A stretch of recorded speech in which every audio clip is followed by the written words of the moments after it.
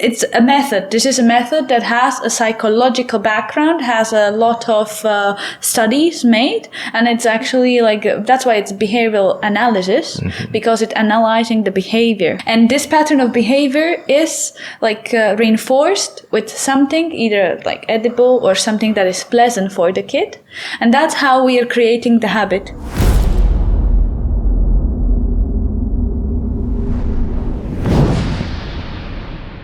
Hello and welcome. Today we have Alex with us, and Alex is my childhood neighbor.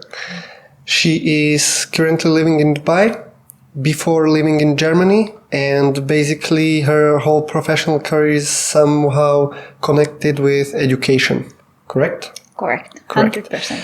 And she is behavioral therapist right now, so basically rebuilding habits, specifically with kids?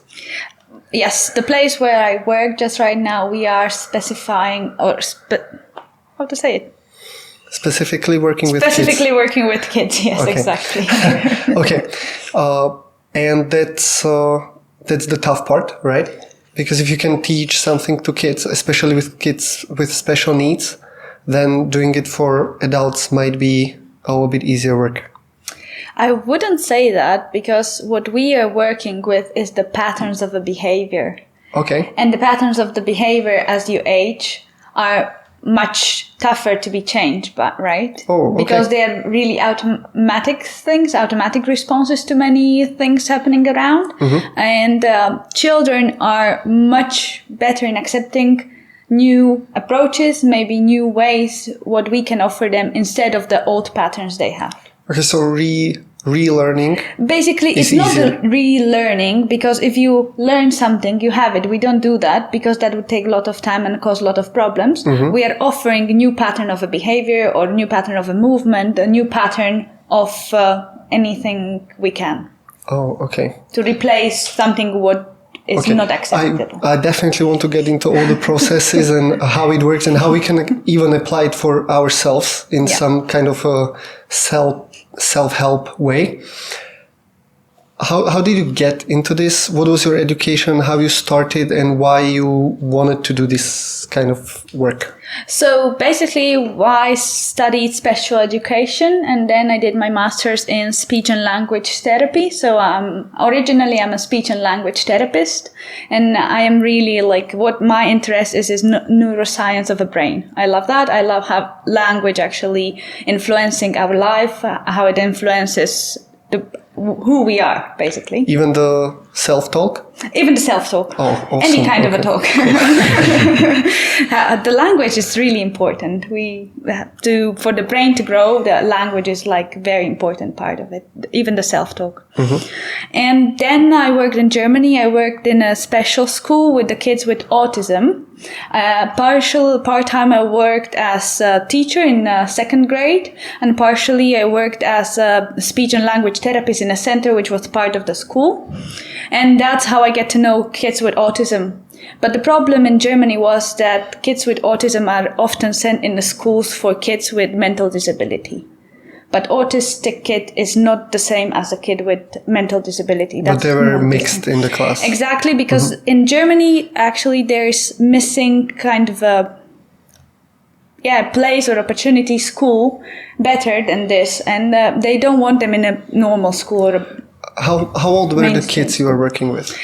Depends. From 6, 7, 8, even like the high school, because it's a huge school. Okay. So when I was like a special education teacher, I had second graders. And when I was working in a center, like a speech and language therapist, I had all range of kids. All right. And when you were at school with the second graders, you were like an assistant to a teacher?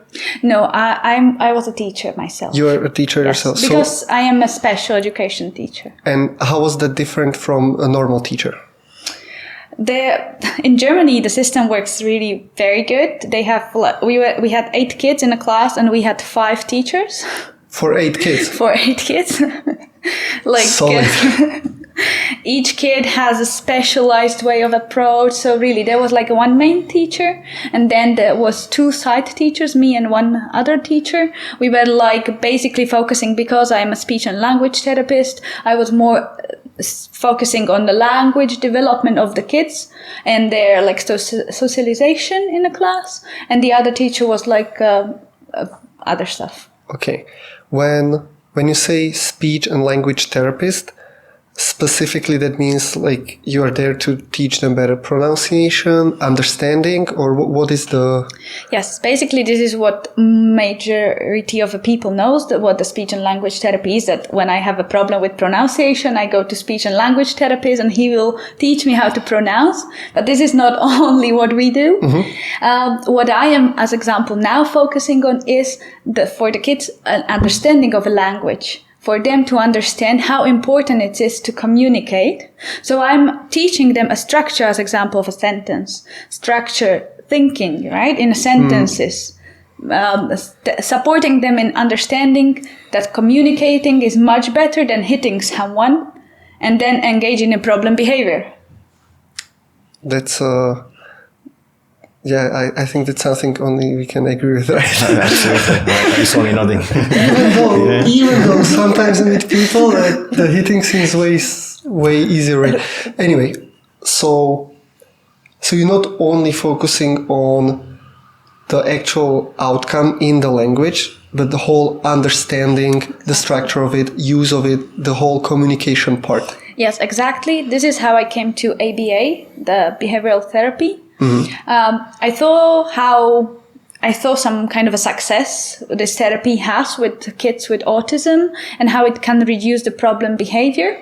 And I always wanted to try. And then when I got an offer from Dubai, from the clinic where I just work currently, I said like, yes, let's try it. Let's see what I can learn. And exactly this is it. We are teaching language as a functional thing. Not only like I'm going to pronounce good, but I know that what I need to say, I will say it. Maybe not 100% correct, like clear pronunciation, but that's not what I'm focusing on. The meaning of it. I am focusing on the meaning, on actually the function of it. When you were in Germany, what kind of autistic kids you were working with? There was a full range, because autism is covering a lot of it's a full spectrum of cases, right? For me, the most severe case I met in Germany was an 8-year-old girl. She was 8 years old. She couldn't speak at all, not a single word. And she was very smart. She was really talented in math, but her parents were not like giving her any kind of a communication. Communication doesn't have to be only verbal like we are speaking now. It can be with the pictures. It can be with a talker like an iPad where you... Tactile. Exactly, tactile. Anything that can help you to express yourself. And she had nothing. She was literally like a pet of her parents.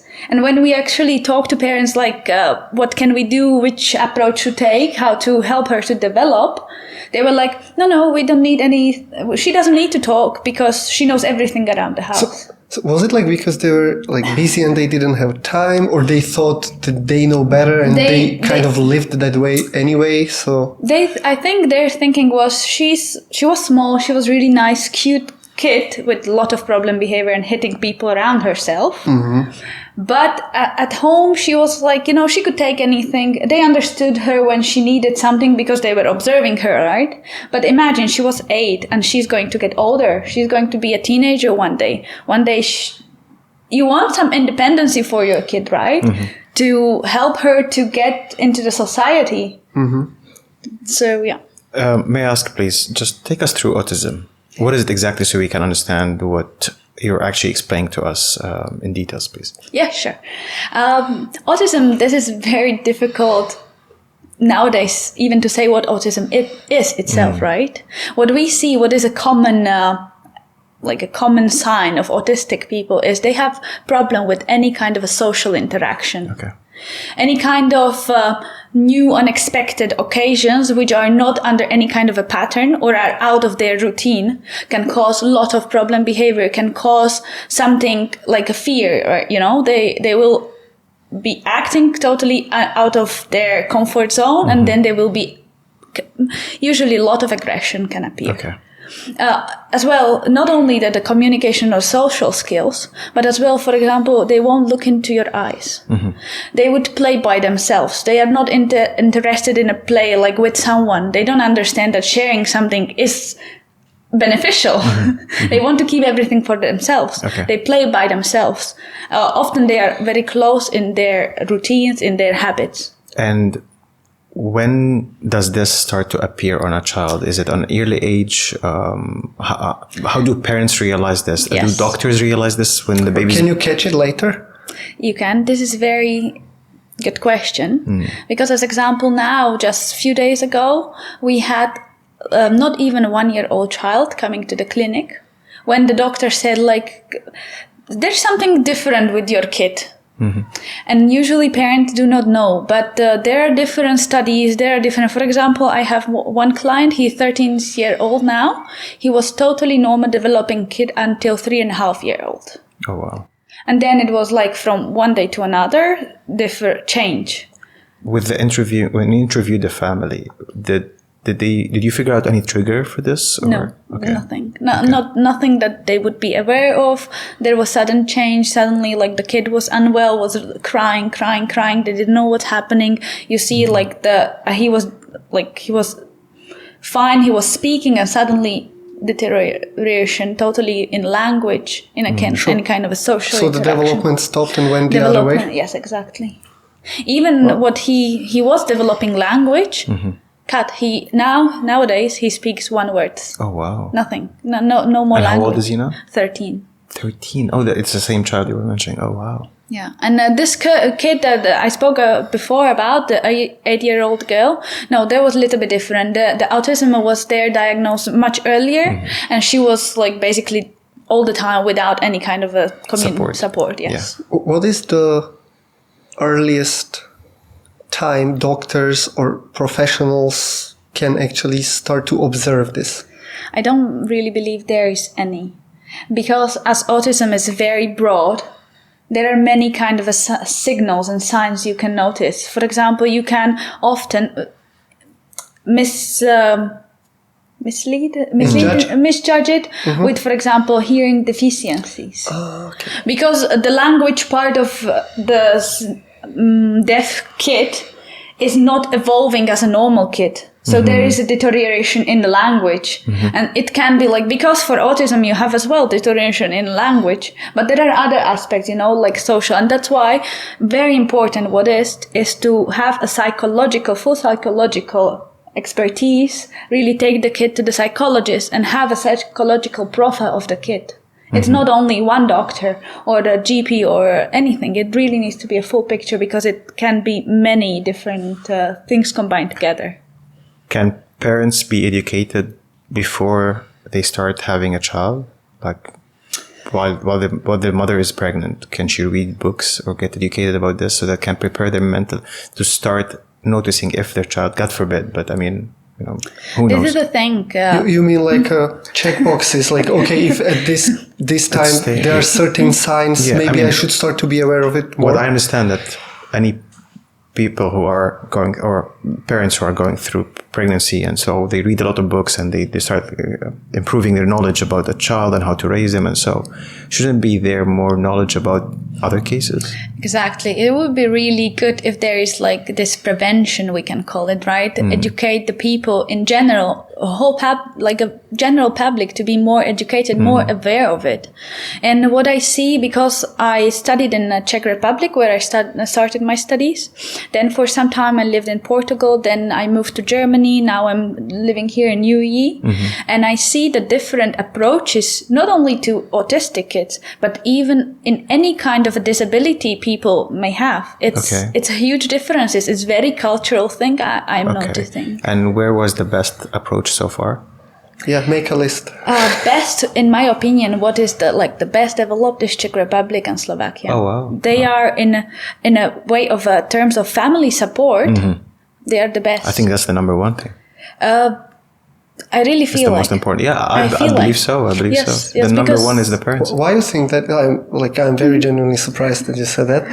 Why is that? Why you think is that? I think it's partially coming from a history, because in Slovakia and Czech Republic, even when my parents were like studying, there was a huge research on kids with speech and language problems, basically pathology, and it started. And now it's like we have a lot of studies, a lot of materials, and I think it's something done with people are used on creating materials.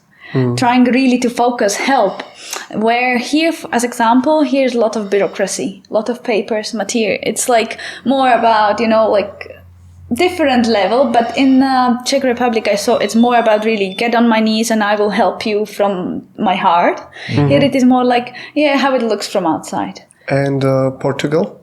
Portugal, that's a different thing. People there are kind of the level of living is not high. People are not as rich, and usually they are used on keeping people with any kind of a disability at home.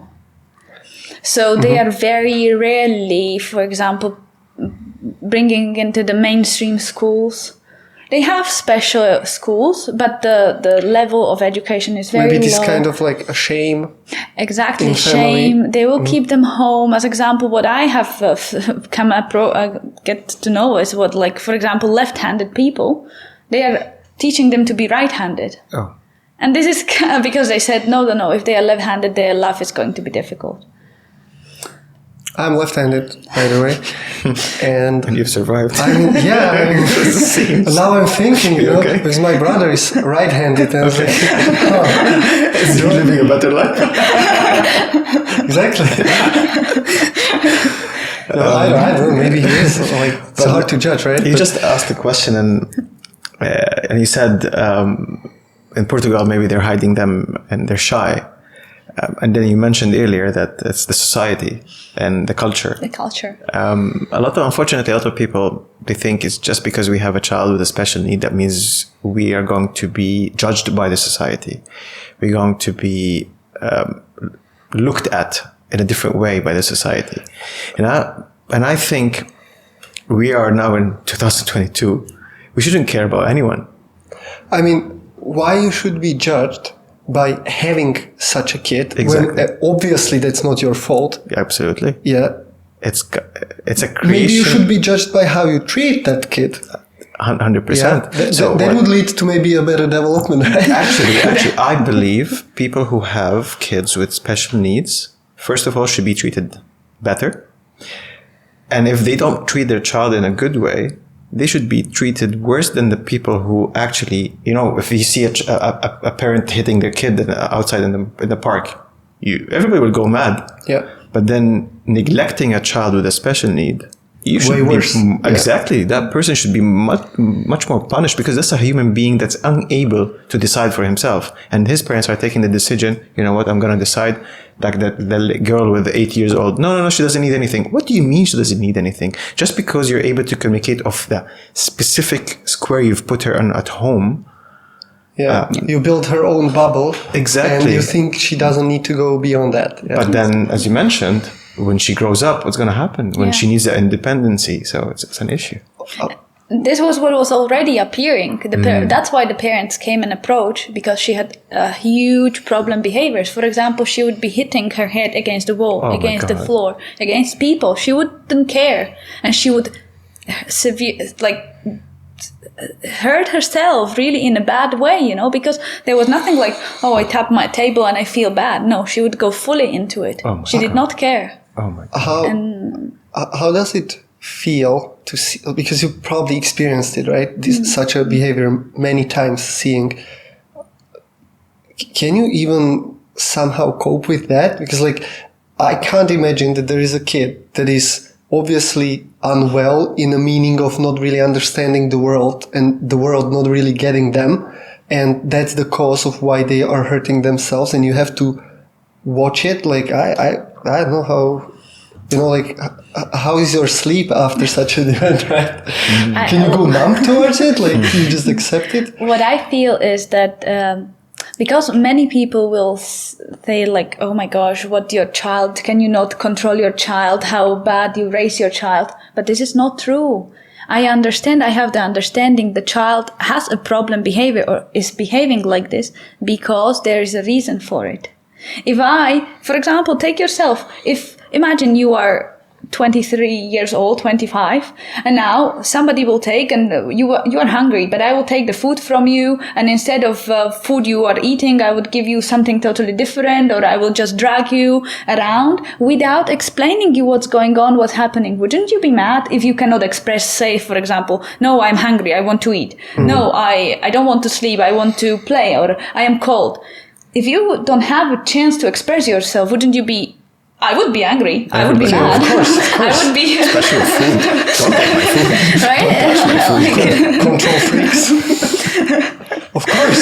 But everybody's kind of striving to have a certain amount of control in their life, of course. right? Exactly. And these kids are taking that away completely. Exactly. So that's why what I do nowadays, recently, my job is to offer functional communication instead of a behavior like this. And to teach the kids that hitting head is maybe effective, but it hurts. We have something better, which is faster, and you will be totally fine. And you will get what you want. How long does it take, for example, to teach something like this? It depends on a kid. Okay. It's very... Varies approximately, like how long? The basic beginning is like we give the kid functional communication, because not every kid, for example, we're starting with the vocal, verbal communication for a half a year. Oh, wow. But, okay. And we are observing how good the kid is, if there is any kind of a development or there is no improvement. So we are assessing, that's an observation. Basically for first half a year, it's only really work with, we are giving approaches, and we see how the kid reacts.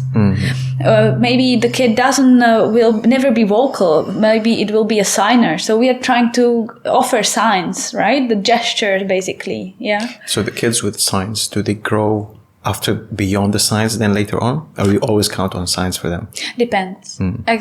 Depends. We are always trying to really support the vocal part of the language. But for me, it's still better to have a kid who does know how to sign and tell me what it needs, the basic needs it has, than to push him to say it if there is no development in it, right? So that's why I'm speaking about the functional communication. Yeah, absolutely. Can you walk us through the process how your client's procedure might look like step by step, not necessarily just pick one, as you said, it depends, so everybody's different, but just like some kind of overview, like how it starts, what you're trying to achieve, what the steps are, what expected process is, how often you actually see them. Yeah. So basically, usually the kids come to our clinic, our kids sent by a doctor. Usually the doctor is the one who sees that there is something going not the right direction, and we might support it some way. Age varies a lot. Age varies a lot. For example, we have this baby now, not even 1 year old, and we have kids who come, for example, when they're 8, 7, 5, depends really. The doctor will be a pediatrician? Pediatrician mostly, yes. The last kid we were sent, but usually it's yes. And the upper 18, age level? 18 years old. 18. So you even have kids at teenage years coming? Yes, teenage years, yes. Oh, wow. Okay. And that's more difficult. It's more difficult, but it's, again, different. It varies from the kid. So there are two major, we basically start for the first half a year. What we are doing is observing and trying to implement. We are observing if the kid is going to be vocal, or we are going to offer something instead of vocal, and we are going to work with maybe signs. But you already see this is a process that is very fluent, Okay, how does the observing works? Do you come to their house and you just see them going through their day, or they are coming to you? And exactly. We have clients who come to our clinic, who come, and then there is an assessment in the beginning. We watch how the kids, for example, what's a natural thing when you have a kid in a room with the toys? The kid is interested in the toys, right? The kid wants to play. Absolutely. It depends on the age, definitely. And as well, you see the kids are very social. If there is another kid, the kid most probably is going to get to go to another kid or to approach, because kids, what they are doing, they are usually trying to get your eye contact because that's how they communicate in the beginning. When you have a small baby, the eyes are really big, right?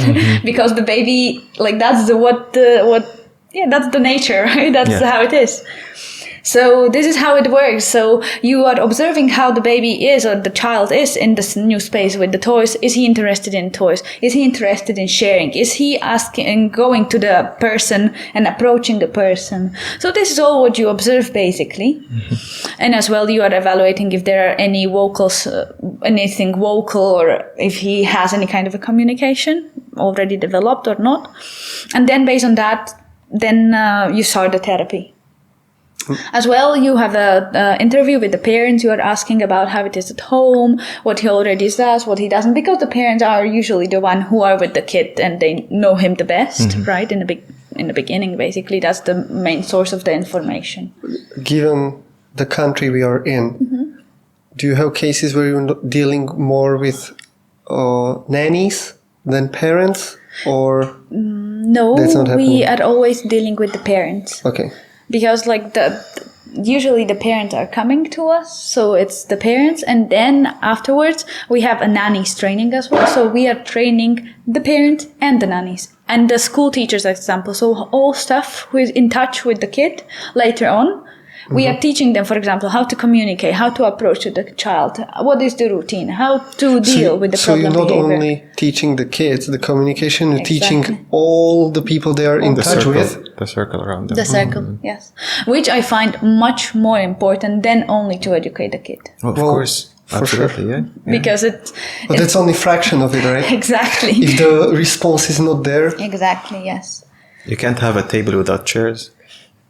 Well, you can. But you're standing.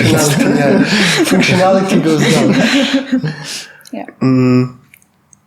That's so cool. I wanted to ask about, before you said that, as you mentioned, that the 8-year-old girl growing a little bit older, is puberty a big problem with these kids? When it starts like hormonal changes and they start to express the sexuality and they can't really express because they don't know how to express. Yes, this is not the problem, but we see it's not easy even for a normally developing kid, right? Or a child.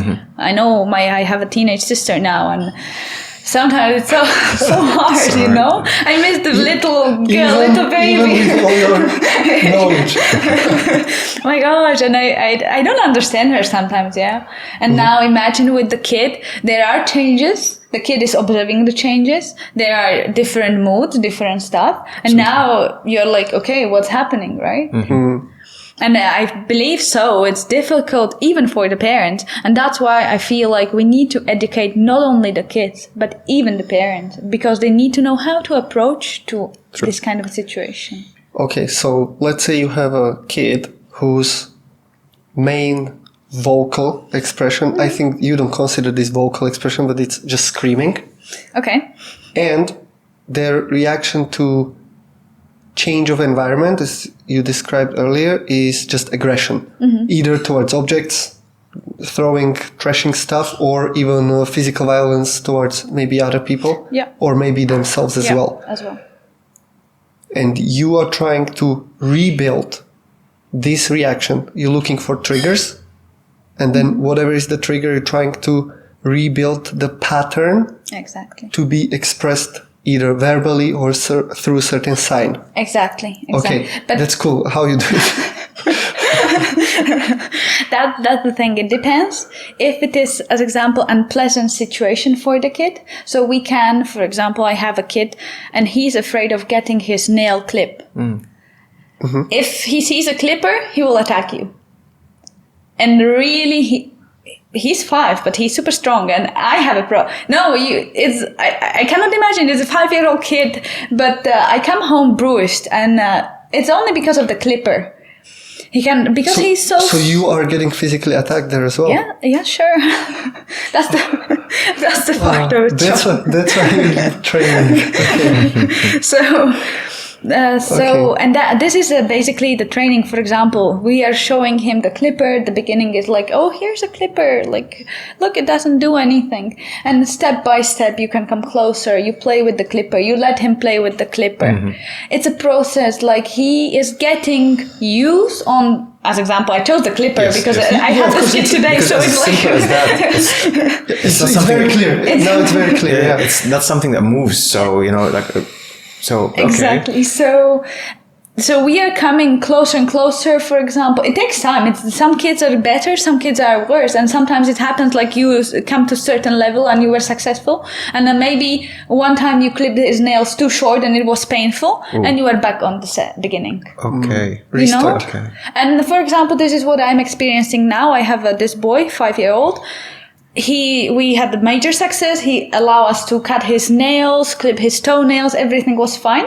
And then we taught the parents how to do it. They were doing it at home, but I think there was something that didn't go good. Suddenly, he came on the other day, aggressive again. Since that day, we are not able to do it. But again, aggressive towards the clipper, not anything else. Clipper, me. It's unpleasant situation he already for associates him. you with the clipper, right? So anybody who is, for example, in his radius, he will be aggressive towards. Okay. So yeah. Okay. But if we take out the clipper out of the picture, how does the child act? Fine, good, Normal. normal. What else triggers? It can be new environment. It can be person for this child. For example, because he comes to the clinic every day, he has everyday clinical sessions. Okay. And as example, because mostly we are women working there, we have few men therapists, but mostly we are women. And if any other man who is like he doesn't know coming from outside to the clinic, he has a major problem behavior. Okay. He will be literally screaming and trying saying go out. That means no, these people are not supposed to be here. That's difficult. Can these kids get so much attached to you that becomes a problem? That let's say they are jealous of other people, seeing you, let's say, talk with other people or something like because you said these guys coming every day, so you probably don't see your clients. Weekly, depends. right? It depends. Okay, yes. but let's say in this case, so there are people who are coming also weekly. Even weekly, even I, for example, go to home sessions. So it depends on. It's not the same client, you know. So your relationship with the kid. This is the thing. There are kids who are fine with different people, and there are kids who really stick to one person, and that's it. As example, I have my 13-year-old client who I go to his home. I'm coming from their house just right now. And I am the only therapist for him. I am the only person basically who is providing the therapy because he doesn't accept anyone else. He is attached to me. I have an instructional control over him. So what I tell he does, or we can play together. I can teach him. I can educate him. There is basically no problem behavior. But if there is someone else in the house, he doesn't accept. He doesn't tolerate other person. He doesn't respect other person. So, and let's say, for whatever reasons, you either change a job, change a clinic, or you just move out. Yeah, that's a problem, right? That's a problem. That's why if there is a process, how to make the kid to get more customized to another person, how to bring a new person into the house. But it's very variable. It depends on the kid and his needs. Yes. For example, we have kids who eat everything, and we have kids who do not eat anything. Okay. And we are teaching them how to eat basic stuff, and it's for example, I have a boy and he doesn't eat nothing, and his parents want him to eat at least normal food because they basically are feeding him candy. That's all what he's living on. Okay, so he's not eating anything. He's eating only candy. Trash. That's it. Yeah? Exactly. Trash candy. Yes, that's all. Are you guys focusing on the nutrition as well? Because I would assume, from my experience, not with autistic kids, just a normal metabolism and physiology of everybody. Sugar is just triggering you. Yes. And for a child as well. Yeah, exactly. give them ice cream and tell them to sit quiet, right? Like, that's not going to happen. When his mom takes him before bringing the kid to the clinic for example, to have a cookie or something, the kid has a sugar rush, and she's like, "I'm sorry, I took him for a cookie." And I know it's going to be a terrible session because the kid basically will be jumping, But that's so complex problem when he doesn't need anything else. Exactly. And I think this is about educating people what's going on. That I understand on one hand it's very difficult when you have a kid who doesn't eat most of the stuff you provide. And you need to feed him something, right? There is just and then maybe sometimes the easy solution is really to give him candy or sugar or whatever, just to be safe. Okay, now, this is me coming from where I'm coming from. If you tell yourself, you set this rule very strictly with this particular kid, like, okay, no more candy. He either eats normal food or nothing. How long he will be eating nothing? Will he starve eventually? Yes. Really? Yes. How long they tested it for? I don't know how long they tested it for, but I have a client. He doesn't eat. His food is candy, and we have a special program for him made that we are teaching him how to eat chicken nuggets. Now we were working on eating some pasta. And that's crazy when chicken nuggets are the better option. Well, it's at least better than sugar. Well, that's what I mean. Exactly. That's the crazy part. We had a discussion with their parents what exactly, and they said, okay, let's go for McDonald's. Let's go for chicken nuggets because it's easy, accessible everywhere if we travel or anything, just to have it. We are teaching him for 1 year, and the kid is not able to eat it. Oh wow. Okay. What if that? Okay, he's used to chocolate. Yes. But what if he knows the packaging of chocolate? But what if the chocolate package was the same, but what's inside was regular food? The taste. The taste. So it's always sweet. It's the taste as well would be it. Okay. It's how you can do this then. So again, for example, you're starting with tiny, tiny pieces. Exactly. You have a candy and you put the tiny, tiny piece of this chicken on it. That he is getting used on the flavor of the chicken. My God. You are hiding it, you know? The patience. The patience you must have. I've seen, how old is this guy? This one is 8. Okay, well, that's different. But I've seen the babies, they were getting them the spoon, like 1-year-old baby. Yeah. They were getting them the spoon, like the airplane, airplane's coming, and then broccoli. Surprise! Yeah. You can do it many times with one spoon of the good stuff, right? And then you have broccoli all over your face, basically. Yeah. That's how it is, yes. But this is crazy. What? So you don't even have like a textbook. You don't have a pattern like how to. You just observe. You see that. Exactly. It's a witchcraft. That was my question. So, how do you become better in patience? Because you lose your patience. I'm sure you heard moments. It's mostly ladies, right? Yes, of course. That's because they have a bigger heart, I guess. Yeah, for sure. Guys would be like, I'm bigger, warmer. But what I mean is, because doing this on a daily basis, I work in sales. I don't tolerate with people anymore. I mean, I just hate. Take it or leave it. This is how I am now. Look, I'm not bullshitting you. I'm not sending you bullshit. This is it. So I don't have the patience. No, I do have the patience, but I mean, if you deal with something on a daily basis, different people, despite the fact, but your patience gets reduced, let's say. Exactly. What do you do to enhance your patience and your tolerance towards the situations you see on a daily basis? This is exactly the problem we are facing in this profession, the early burnout syndrome. And it's very common. For example, I have 2 colleagues who just left recently with a burnout. Okay. And if it's exactly as you say, because it's really an emotional work and the amount of patience you need, it's huge. It's massive. And I see it on myself, what I'm observing. I'm not able to go work longer than 6 weeks in a row without a break. Okay.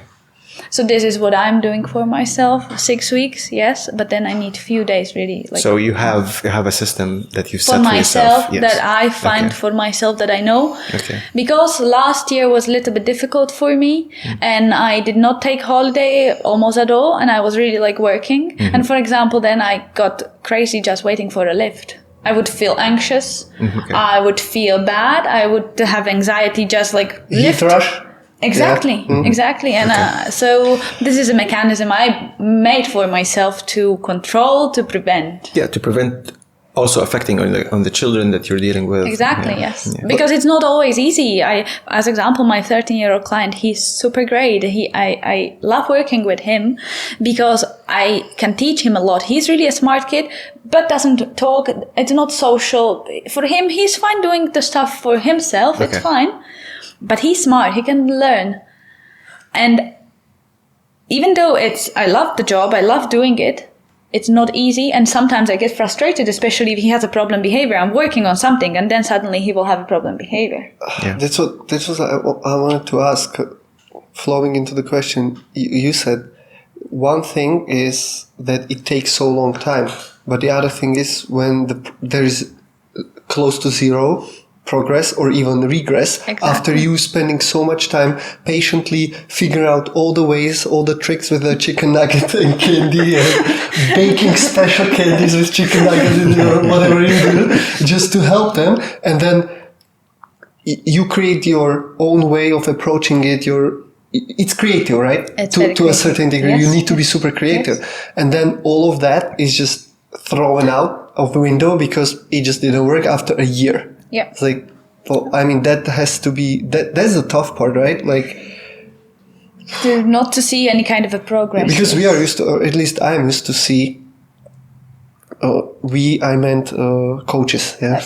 That's how I refer to it. We are used to see a progress. Yeah. However small it is, however insignificant it might seem from day to day or week to week, but on a long run, you see it, and you see it very well. Yeah. When people are consistent. But I just can't imagine that somebody is coming here for a year, 5 days a week, and then at the end it's like, click. Yeah, exactly. And it's at the beginning, or It's even not worse. possible. Yeah, it's Like, not possible. Yeah, exactly. Yeah, that's not something I would deal with well. Exactly. And then I need to evaluate if it is my approach, if there is someone else. Typical woman again, right? Blaming herself. But no, it's not. Not blaming. I know what you mean, but you have some experience and you know what is more likely to work and what is not, right? Yes, but this is what I love about my job. Exactly like you said, it's very creative. And the creativity needs to be there if I want to educate you. That's what I'm doing. I'm assessing a person, and then I need to use my creativity to find a way how to explain, how to teach that person something what I need to teach him, right? And maybe I'm just not the right person to explain to him. As example, I'm learning Arabic. I had many teachers. It did not click, and I found one, and I'm like progressing so good. Okay. And I feel it's with the kid the same, you know, maybe my approach, what I am doing, maybe not every client is... So maybe at the end it is you, but in a different way. Exactly. That's what we call it, a different voice. Even in sales, sometimes I'm being told no, no, no, and then the person that sits literally next to me calls and gets a yes. Same approach, but just a voice. Yeah. Well, of course, that would piss me a lot as well. Not the tone, but I mean the voice of the approach itself. Yeah, of course. Yeah. Well, it shouldn't, because after 17 years in sales, you get used like, okay, fine, whatever. Yeah, it's a stepping stones, right? Of course. Building up. Well, this is. I have multiple questions, to be honest. Go on. So you said you have a client that you go to their home. Why don't they come to the clinic, or why do you choose? Like, is it because the environment of the clinic does not suit this child? Sorry, I did not express myself clearly Please. at some point. So there are two approaches we use. First, we are trying to focus on developing the language in the kid. But some kids never develop in this kind of a field like language. And developing language means we will further in their life teach them academics. Okay. So reading, writing, and prepare them for a possibility going to school. Okay. But it doesn't suit all of the kids. Some kids never will develop in this area, and it's not bad. They will not, right? And then we have another program which we offer. It is about self-care. It is about taking care of the household, social skills, basically Like teaching the kids like becoming self-sufficient? independent. Yes, exactly. This is what we teach. And those are the basic things. For example, we're teaching around the house, vacuum cleaning, preparing, baking a cake. It's not easy. You say bake a cake, what the thing is that, yes? But you need to teach the kid that there is a recipe. I don't know how to make a cake. I swear, I don't know how to make a I cake. don't know how to make any cake. I never did. It's easier to go buy it. So imagine teaching I this don't for a even child. have- That's impressive. I don't even have to do that, like Tima takes care of everything, so Like you. you're like, it's easy to bake a cake. It's like, oh. But I mean, skill to bake a cake is not as easy as it seems. I mean, like, you need to teach the kid to read. Absolutely. The kid needs to understand the numbers and measurements. Or I mean, like Dealing with an oven as well. Complexity of it, right? He needs to understand that there is kind of 1, 2, 3 to follow. There are instructions. Oh yeah, you can't bake it first and then add eggs, right? Exactly. You need to teach him a lot of vocabulary, for example, around the kitchen. Eggs, milk, sugar. You know, it's like a complex thing. No sugar. Sorry, no sugar.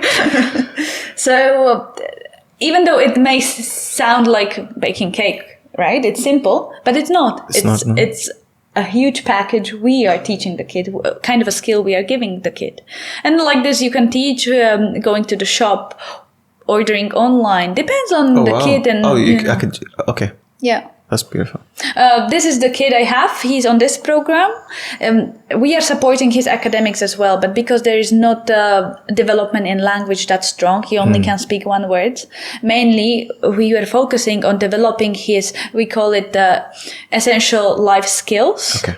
And these essential life skills, so teach him how to bake cake, how to fry eggs, how to make his bed, how to go shopping, how to pay with money, how to recognize the money, how to know that what's an amount of money he needs to pay, that he needs to wait for a change.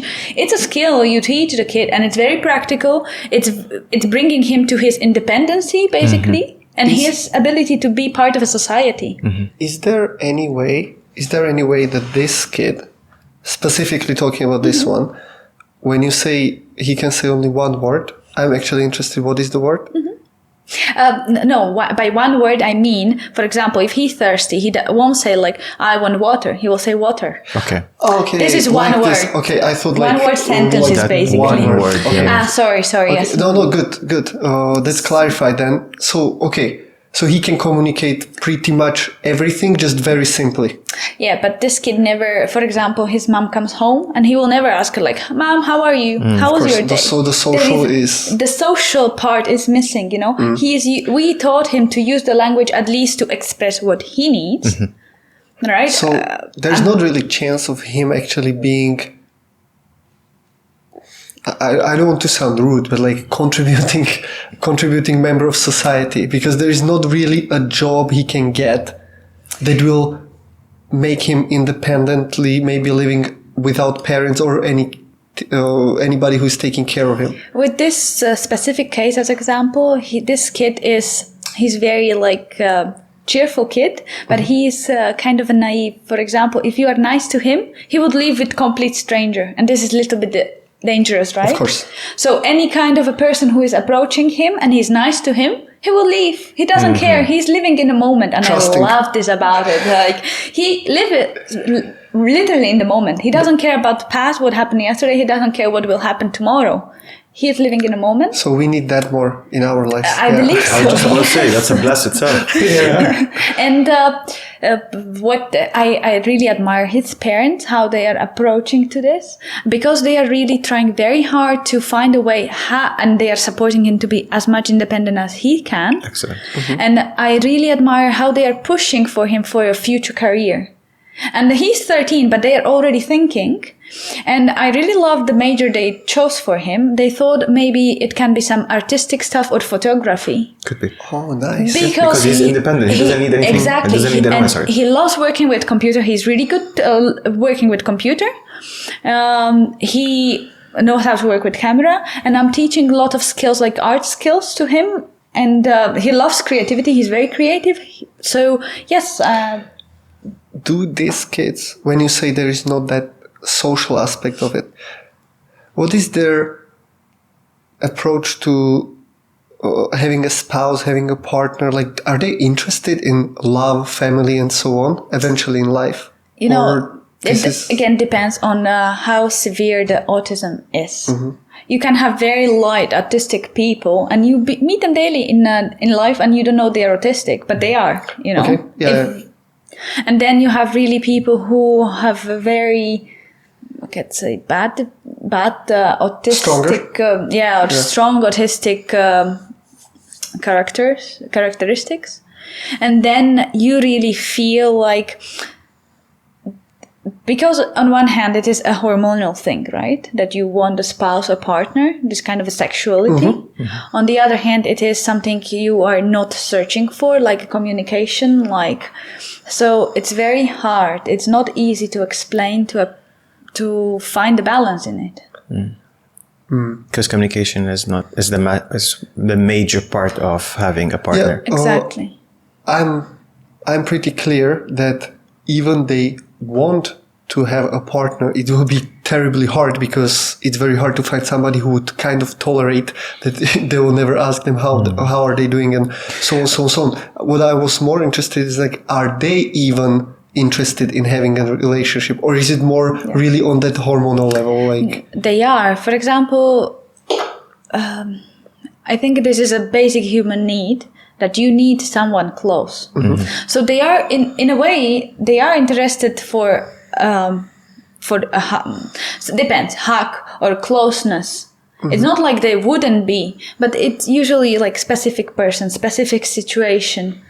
Yeah, it depends. How can have you experienced them dealing with death of a very close person? I'm sorry, I haven't. Well, you don't have to be sorry for that. It's just, I would be interested, because that can be a super strong.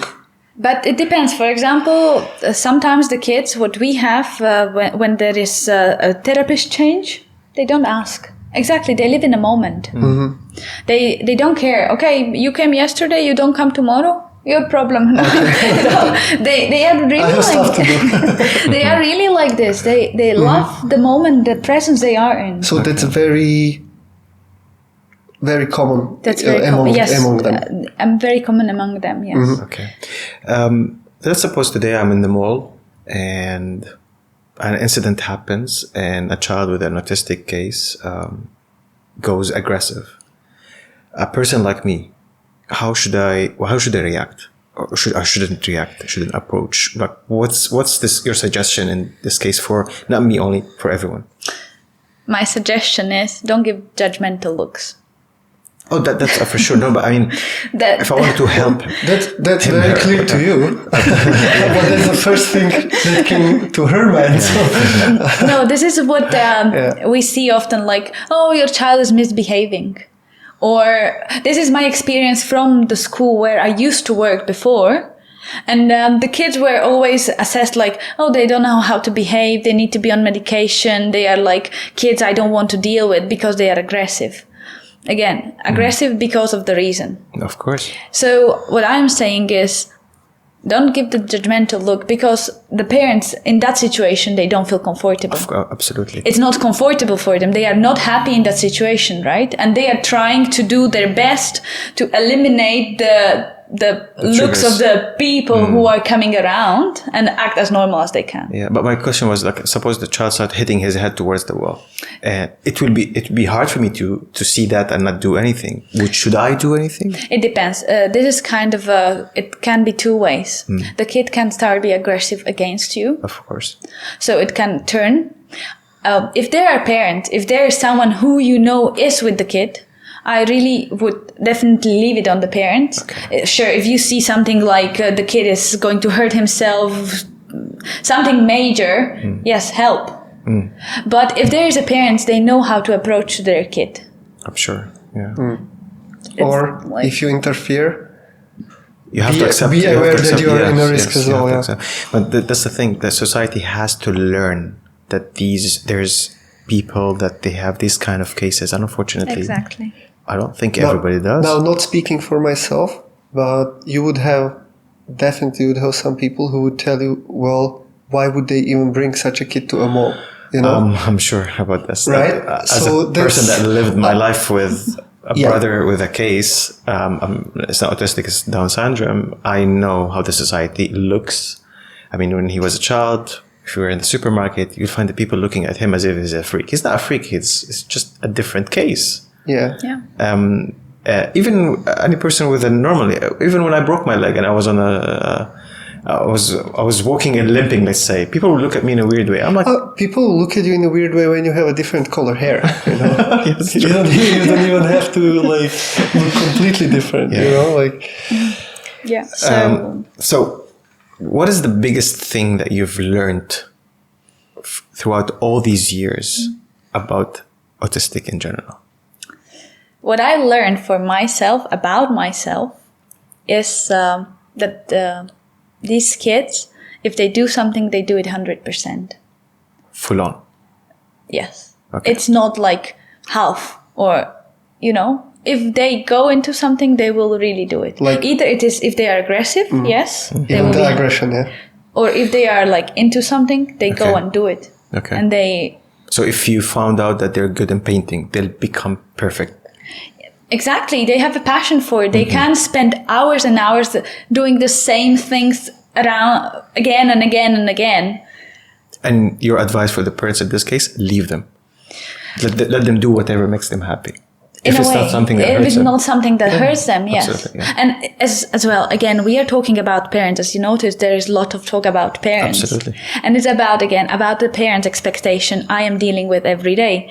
And I feel like first, what we need to set our expectation for the parents, because sometimes the frustration from the parent is coming so hard. And you know, I understand it's hard to have a kid which is different, and you imagine maybe a different future for your kid, and you are worried what is going to happen to my kid when he grows older, or when I am not here, or whatsoever happens. But as well, that if you bring the kid to me to the clinic, I'm not going to return it with a miracle. Of course. Yeah. And this is what is kind of a hard thing to explain to the parents. It's a process. It might not go as we expect or as you expect. It might go totally different. And again, it's about accepting the child as it is. Mm-hmm. And as example, this family, the 13-year-old boy, I really admire the parents. I told them, like, because they take him to Disneyland, they take him to they just recently they taught him how to ride a electric scooter. That's cool. They take him running. He just ran the marathon, the boy. Wow. They are really like trying to give him much experiences around him as they can. Nice. And for me, it's amazing. And then you have parents who just tell me, like, because autistic kids, they have some kind of rituals. For example, often they might be waving their hand, or they might be playing with their fingers in front of them. They have specific things, and they will be like, please, just teach him not to do it because it looks awkward outside, you know? And then you have this kind of an approach that they do not... I don't want to say do not care, but they are really like focusing on things that are not really important. On the image. Exactly, not that essential. May I ask, the 13-year-old boy, is he the first child or? No, that's second child. Okay.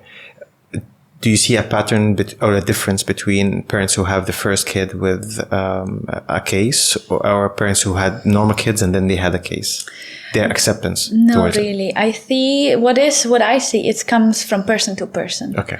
You have people who see it as, yes, it's not nothing. It's something we can live with and we are going to do our best. Exactly. And then you have people who have problem of accepting it, and they are maybe not that far in the process of accepting it that they are able to accept it and see that even though still there are possibilities, there are things that the kid knows, you know what I mean? Yes, I do. Absolutely. So, is it common that they do sports? You said the guy was preparing for marathon.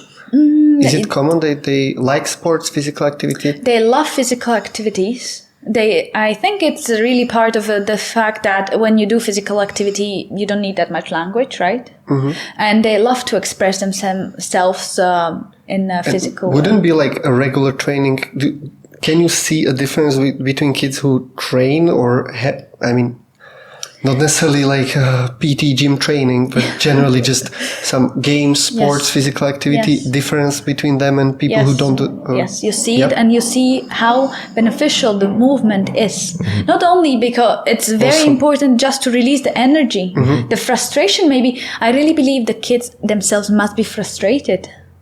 Yeah, of course. Because they are Right? not understood, right? Exactly. Yeah. But in such a case, the training will be on a one-to-one basis, not in a gym where everybody's there. You have kids who are able to accept bigger groups, who are good, and then you really have kids which are not, and you need to have like one-on-one. Okay. And in this case, the coach has to have a knowledge towards autistic? Yes, not only autistic. Maybe you can tell us more about it. There's a special. I thought in a Master University in Czech Republic, there's a major you can take for kids with special education or something like becoming a trainer for kids with special needs. No, I think well, there's something like that. I'm not sure about the whole whole program built around it, but I did it. You did, yes. Yeah, I had that as a couple of courses within my studies, but it wasn't only with. It was basically, everybody who is not adult male has to have a specific training approach. Everybody. Ladies, because of periods, for example, menstrual cycle, training around that. Then kids, because kid is not a small adult, it's a kid. Then you have people. I did some courses with people who had visual impairments, people who couldn't see. We did some physical activity trainings and programs for them. People on the wheelchairs, and also I was involved in. I'm actually certified in this. Maybe I shouldn't say that, but I am. I am certified as I can be an assistant for an athlete on Special Olympics.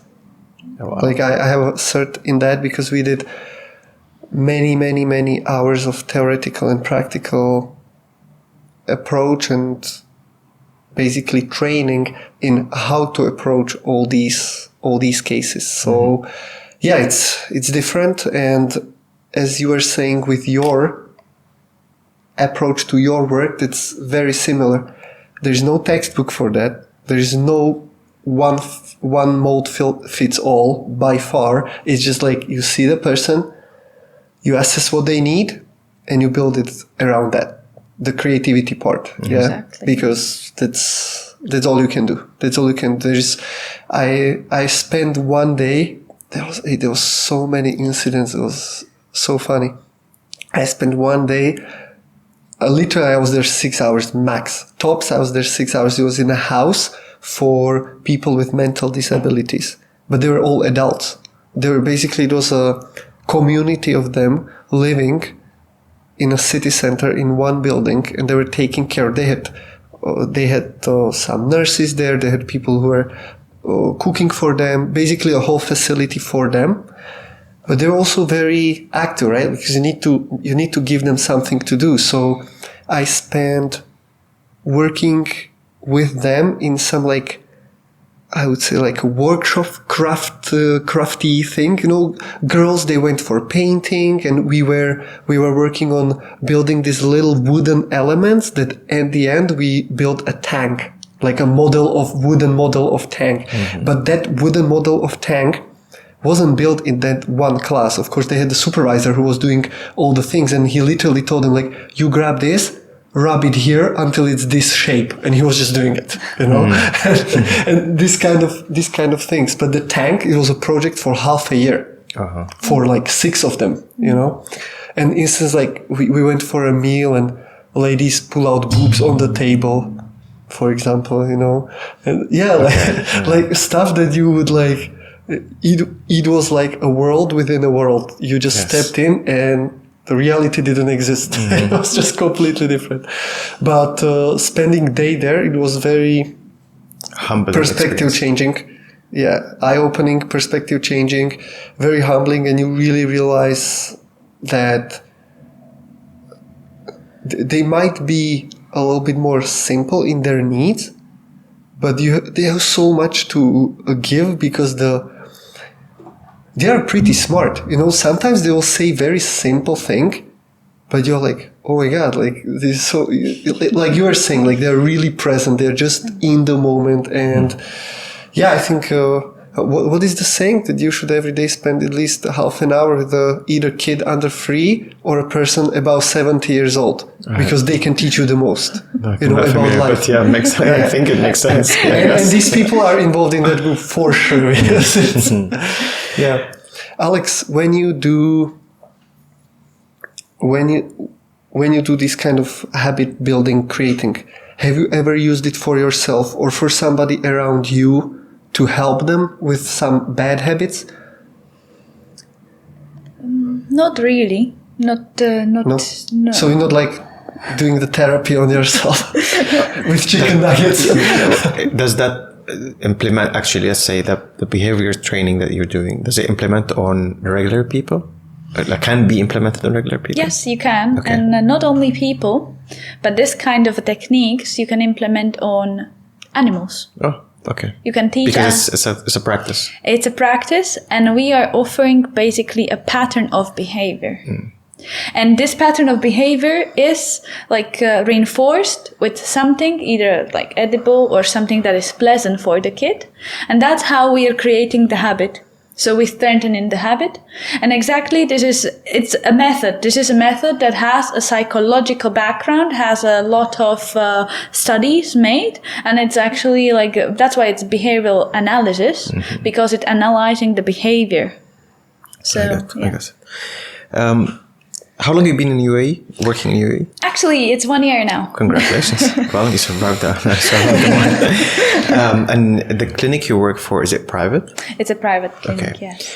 What have you seen in the UAE as a government towards autistic or autism? Autistic kids. Autism.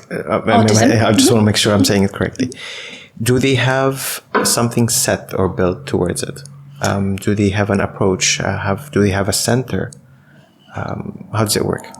Yes, there is a center here in UAE. But like I said, I really feel like in general approach to any kind of a special needs here is still in the very beginning. Okay. And what I see, it will maybe take some time. Okay. And some approach to develop, to make it better, to make it more accessible, to make it easier. For example, what I was just recently discussing with my clients, because they have hope that their kid can go to university, and they suddenly find out there is no program that would support a kid with special needs going to a university. Okay, because they're not used to it. Exactly. And this brings us back to the point where you mentioned in Slovakia and in Czech Republic, it's much more better. Exactly. The culture here, or let's say the society here, or the community here, let's correct it. Community here is quite young. Elderly is not there. As much as back home, where it's been developing and developing and developing. So the culture has picked and learned and kept it in. Exactly. It's like roots, let's say. Yeah, also, the majority of people in Dubai, they leave. Are exactly expats. Like they're expats, right? They're working professionals. So it's, I mean, probably there should be. I don't have even awareness how it is in Slovakia. I'm very surprised that it's as good as you're saying. So you're saying that there is a program that they can go to university. Yes, there is a support. There is really a support that your kid, if you want, you can have your kid being educated in mainstream school. You don't have to send your kid in a special needs school. There is kind of a program, we call it now inclusion, right? That they will have LSA, they will try to do the program, everything, that there will be a lot of support based on the parents. Then through the middle or high school, there is a lot of support. And then there are programs for people with special needs. As example, especially in Czech Republic, in Masaryk University, they have in Faculty of Arts, There is a special subject for people with hearing deficiency, with visual deficiency. So really like... Well, the programs I was describing, I did it within the university there, right? So we were doing it within a little bit a bigger picture project. We were just the training part of it. Yeah, we were providing the physical part. Okay. Adults. First of all, can people cure from Yes. become from autistic to normal? Yes, this is called the juvenile autism. And basically juvenile autism means that the person is in an autistic state to his, like teenage age. And then suddenly the normal development will start. And this is only on children? Only on Does it children. work on adults? Doesn't work with adults. Okay. No. If you have a kid that is past this like age gap when it can change, That would be... then most probably the kid Will not. will not progress. Okay. What Or is will. that age? It's around the teenage. It's Okay, like- so the teenage Exactly, is the limit. yes. Kind of a There's limit for some the change. trigger in that period. It looks like this is a very fascinating thing about autism in general. Nobody really knows why we have so many autistic kids recently. What exactly is behind? Some of them say neural deficiency in the brain. Some of them say, something. Some, for example, just... Nutrition, exactly. Just over the weekend I heard it is a nutrition. It is actually autoimmunity problem, actually. There is a problem with autoimmunity of the Nutrition person. starting from the mother while she was pregnant? Not only, even like with the... starting there, but even then further having an impact on the Gut stomach. flora, right? Exactly. Intestine, stomach, this kind of like... I heard that by doing certain... there are studies on this. That doing certain specific diets and approaches, you can actually eliminate the expressions of the autism. So Yes. they'll basically suppress it, and it kind of when you will look at it, it kind of makes sense that if they are very sensitive on what they eat, then probably there will be something with the food involved in it. I'm not saying that everybody now going on a certain diet and everybody's treated fine. They're fine, right? Because we said it a couple of times now already, like autistic and then normal. But I mean, you don't use this terminology, No, right? we don't. So what do you use? We use normal developing kid or Okay, developing normal kid, developing. yes. Okay, or standard developing. Standard developing kid, yes. Yeah. So that's very interesting touch, because I really believe that anybody who is training and taking care of the nutrition, I'm not saying that's cure for everything, but it's a cure for a shit ton of stuff that we can actually make improvement in. Right? Yes. So, and especially with autism, when that it is not exactly defined what it is. Okay, so suppose a child, you said a juvenile autistic, Juvenile autism. autism, and suddenly they've improved and they became better and they are developed. Remember you mentioned earlier that you said there's autistic kids who unfortunately go back to 0.0. Can happen. Would that developed child unfortunately one day be triggered again and goes to back again? I cannot really answer this question. Okay. Well, I actually prefer this kind of answer, but I was just curious. I mean, because I don't know if it's a trend or it's a case. Exactly. This is...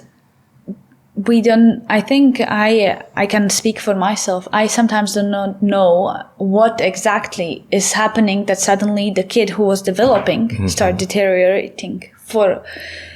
We did not change anything, but it might be something what we are missing. For example, it can be a change in a family. Maybe the parent just Like are background. fighting, or maybe there can be anything happening. And There's not anything that trigger that. exactly. Well, I personally, I hope any child that develops will always be developing to a better thing. Yeah. It's better for them. When you mentioned the medication before, are parents prone to give them some sedatives? It really depends. In Germany, as example, I had clients whose parents were strictly against. And then I had clients whose parents were like the first moment, like give them medication just to be like normal. What are the medication? There is a full range of Is different. it something related to nerves or? Yes, as well. Okay. For example, like sedatives that are calming them, making them more focused, much calmer, less aggressive.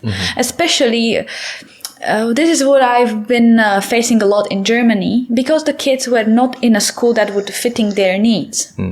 They were put in a school which did not fit what they actually needed. It was not helping them to develop, and the kids were really aggressive. So first, what would the school suggest? Exactly, they would suggest like, this is a problematic kid, we have a problem, you need to go to see the doctor. Yeah, the parents, sometimes they were like, no, we don't want, but mostly they said, yeah, sure, medication, because we want him calm, we want him to be here, we don't know what to do with him otherwise. It's really a lot about the approach of the parents. Okay. As you mentioned earlier as well, you mentioned parents. It's the most important. I really believe so. It's the most important button in that puzzle. Yes, exactly. Yes. Or it's the biggest piece in the puzzle. Because the kid basically in the beginning spends all his time with the parents, right? Yes. Parents are the ones who are able to teach the kid, are close to the kid, and they understand the kid. Basically, mostly they understand. And this is what I see as a very important part, educate the parents. Okay. Is there anyone famous that we know, either an actor or someone who's not necessarily an actor, but someone who's a celebrity that... Maybe autistic? Yes. I don't know any specific. Maybe even the past. Maybe they became a famous sculptor or someone. For example, in my opinion, art. when I look at it, for me, even Einstein was autistic. You know, because he was all alone and doing all this. Not only his speech development started when he was like 8. Okay. And it was very sudden. And this is what we often see with our kids, with autistic kids. Okay. Maybe they won't be speaking and suddenly from one day, it's like, wake up. You don't understand how it's happening. And I have this 5-year-old boy. He's my client. I spend a lot of time with him. And he doesn't speak English properly, or he doesn't speak almost at all. But he can speak Spanish. And nobody in the family is Spanish. Oh. How he learned it? We think from the videos. Impressive. His parents are Turkish. And he speaks Spanish. Wow. Okay. And nobody ever taught him Spanish. That's quite impressive. Yeah. And sometimes, and sometimes you, for example, you deal with these kids and you feel they are not able to, or they don't understand the world around them. But in fact, I feel like they're observing everything, and they are really like a sponges getting on. They actually understand way more than. And then they are able to. They understand way more than we do, huh? At the end. I think there was. I think there was a movie from Bruce Willis with a child, autistic child, he lost his parents, and the kid somehow figured some government secret code or something, and then they were chasing him because they didn't want that kid. True story. That I wouldn't know. I wouldn't know, to be honest. I don't remember the movie. I think I've seen it once or twice, and I think the child was an autistic child. I'm not sure. I'll look into it. Okay. As usual. Yeah. So I wanted to ask about that medication. Do you have anybody who you actually pull out of medication? This is the thing. Or lower doses or something? Now, yes. Now I have a...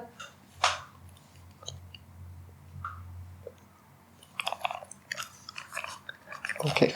That's better. Huh? Okay. Yeah, okay. So...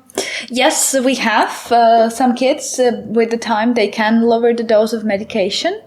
And I think this is partially as well the success of a program we are implementing, because there's a reduction of a problem behavior and they are more compliant. So they are actually easier accessible by the school. They are easier to maneuver with them, right? You have better instructional control basically. So yes, we have. That's great, because like That's really a That's a success. development. yeah, that should be that's the best reward for you as well, right? Exactly.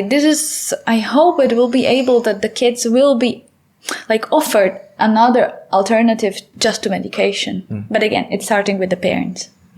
And again, it's starting with the parents that they are educated or they know about it. And this is, for example, what I have seen in Czech Republic. There are huge centers when the kid with any kind of a disability is born. The center is basically guiding the parents through the process and is trying to advise them. Nice. And as I see here, as example, or Germany or Portugal, this kind of a service is something that is really missing, because here we have parents, they are interested, they want, but they don't know where to start. Yes. I was just about to say, where do they get the Exactly. knowledge for that? Yeah. Where to get the information. Your clinic you work for is private. It is a private. What kind of social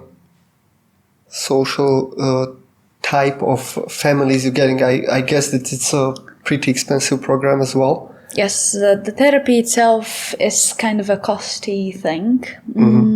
We have we have Emirati, we have Saudi clients as well. We have a lot of experts from all over the world. So, Are there people coming here to Yes. work specifically with for your the clinic, yes, because this Nice. clinic, this method is one of kind of a famous in this field. There are only 3 clinics. One is in London and another one in New York. And this one is in Dubai. This Yeah, better.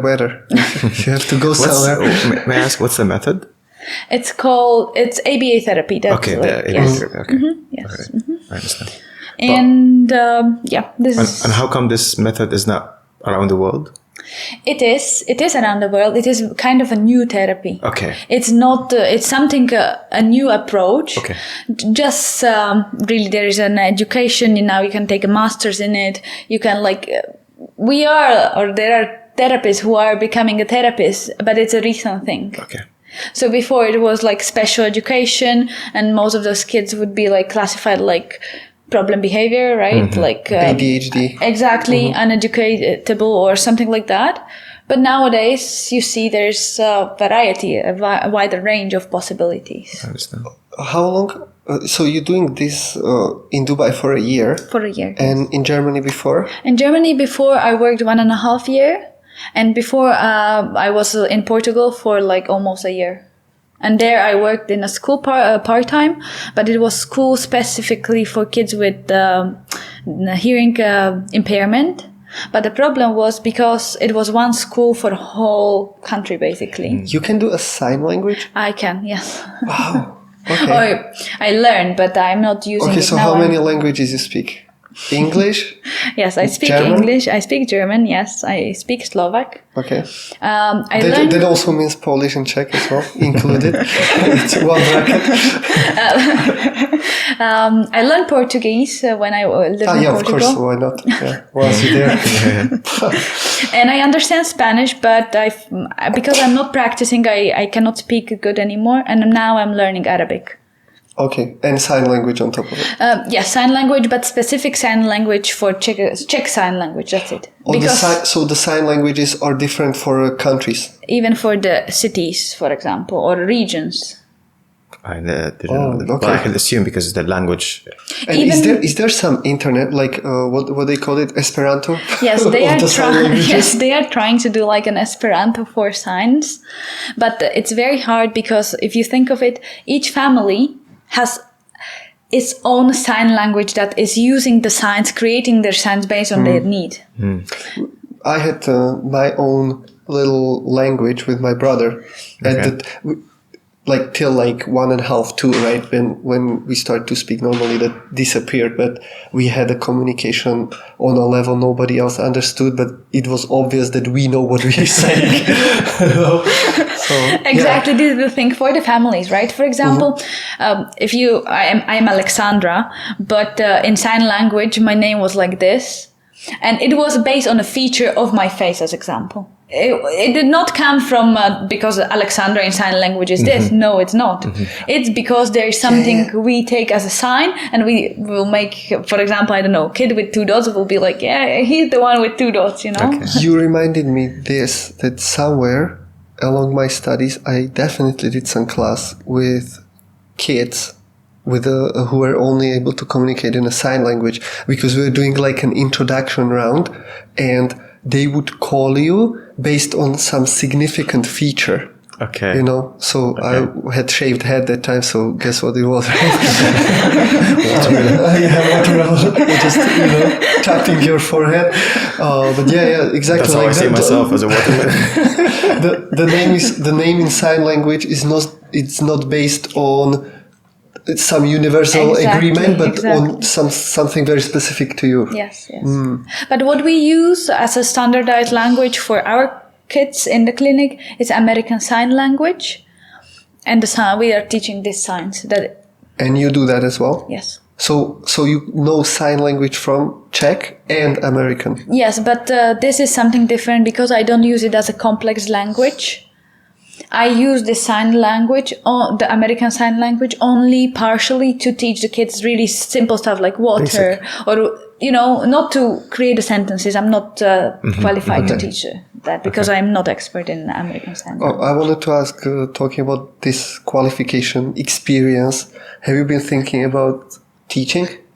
Have you been thinking about maybe creating some program or development line where you can not only prepare the future clinicians for this work, but also, let's say, some mental hygiene and all of that, because that's the main part of it, right? You said you're falling down like flies just because of the burnout, right? Exactly, yes. Yes.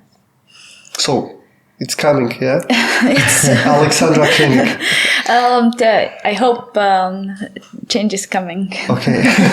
And what I really would love to develop myself in, and the direction I would love to work. So this is a direction you would like to go, or what is the direction you would like to go? My direction I would love to work is focusing on the parents. Educating the parents. So, yes, trying to build the bridges between the parent and their kids. The child, okay. And the child. Because no matter how... I see as much time as I spend working with the kids, I really believe same amount of time it's needed for the parents. I agree. So it's maybe building the bridge between the therapist and the parents first, right?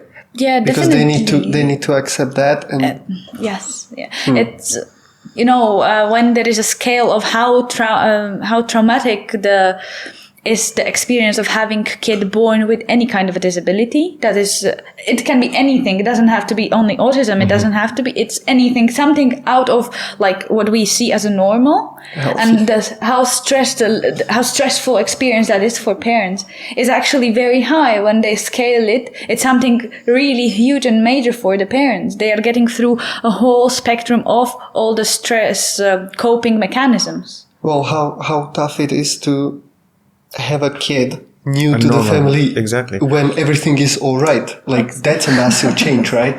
Not even speaking. That's the reason why I asked the previous question, which is it the first child or a child that came after a couple of babies? Because if you imagine the first child, where you actually don't know what you're supposed to do, and suddenly your child is actually having a special need, or a child that comes after a couple of normal kids. So even all aunties' advices doesn't apply. Sorry?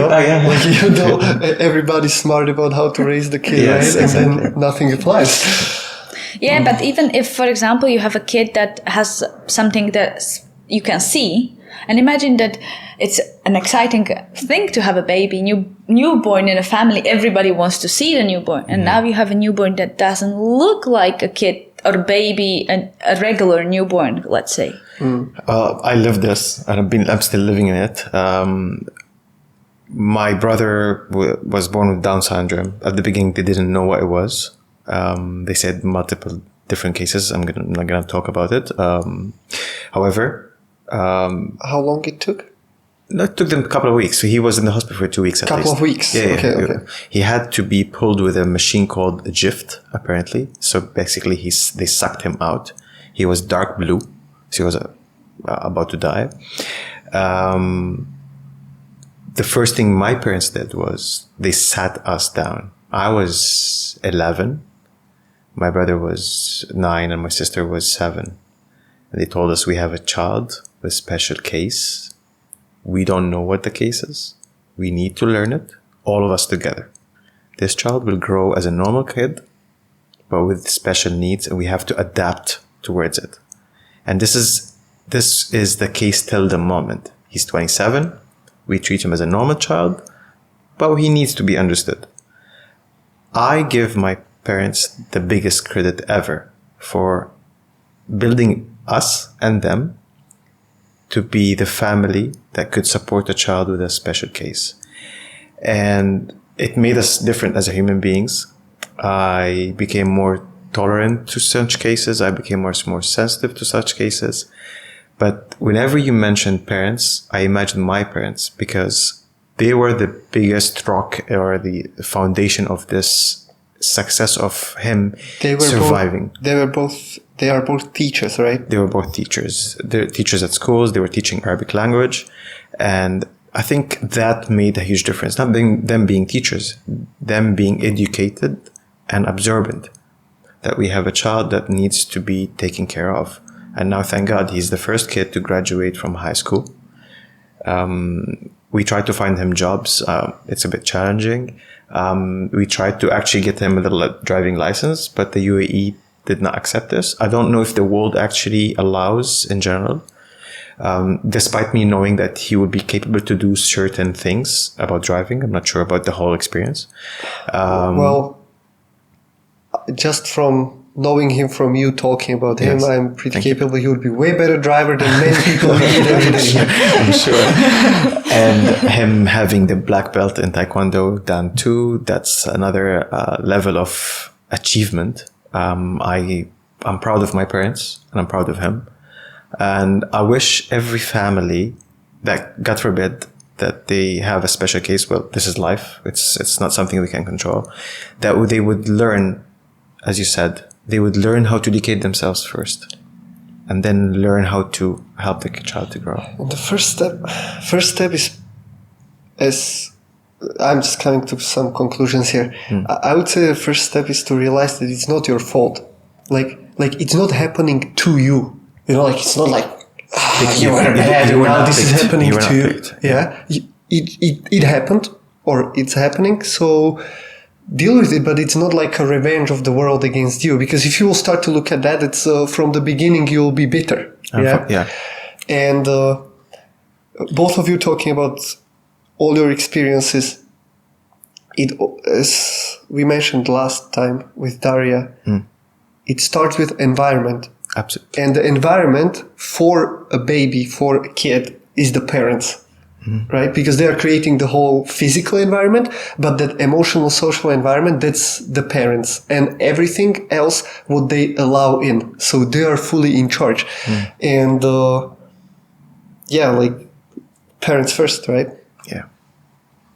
Yeah. Alex, do you have any tips and tricks to make it a little bit lighter at the end? Tips and tricks how we can rebuild our bad habits, patterns, bake nuggets with candies, or, I don't want you to invite me for a dinner, okay?